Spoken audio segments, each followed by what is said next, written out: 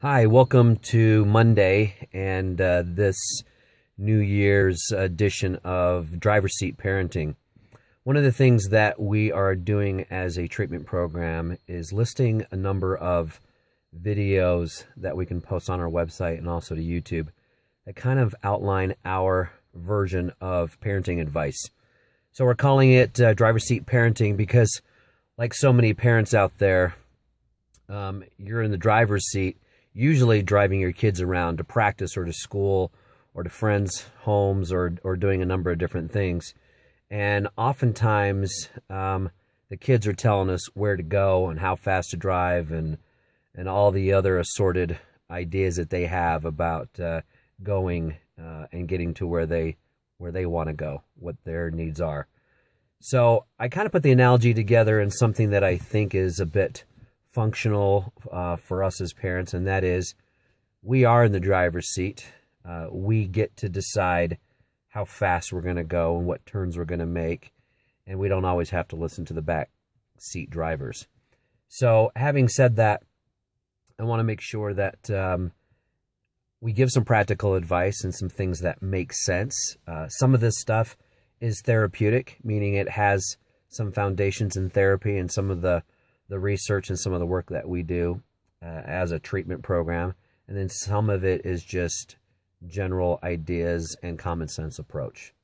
So the first thing that I want to talk about is what most parents ask me as an admissions director, the first questions they have for me when they get into contact with myself or with our program. And that is, how do I know when my child is really struggling, and how do I know when placement or other resources should be utilized?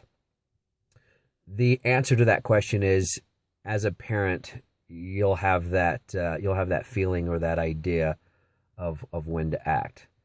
The first signals or signs that your son or daughter is in crisis is that if they are doing things that they normally haven't done before in the past. Like, I spoke to one lady about a week ago, and she said, my son just up and quit the football team. This is something that he's been doing since the 8th grade.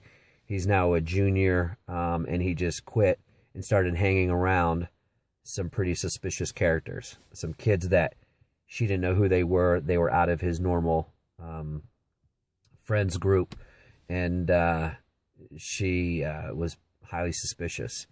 The other thing is that he wasn't going to class. He was skipping class, making excuses for not handing in homework, just really struggling with the academic side of things. So when your child is taking on new activities that could be destructive or suspicious, when they're hanging around the wrong group of friends, when they're not going to school, when they're lying, manipulating, when they are beginning to explore and use drugs or alcohol, when they start doing some self-harm, when they start separating themselves from family or activities that they've always participated in and found fun and exciting for them, when all of that starts to go away and you start to see kind of the dark side of life for them, that's when you need to, number one, take the step to recognize that some things are going on, and number two, have that conversation with your child, meaning have a real conversation where you're not accusing them, but you're asking questions. Hey, I see these things. Can you tell me what's going on? Can you tell me how you're feeling? In the absence of them giving you that information, you may need to dig a little deeper. So that's really the first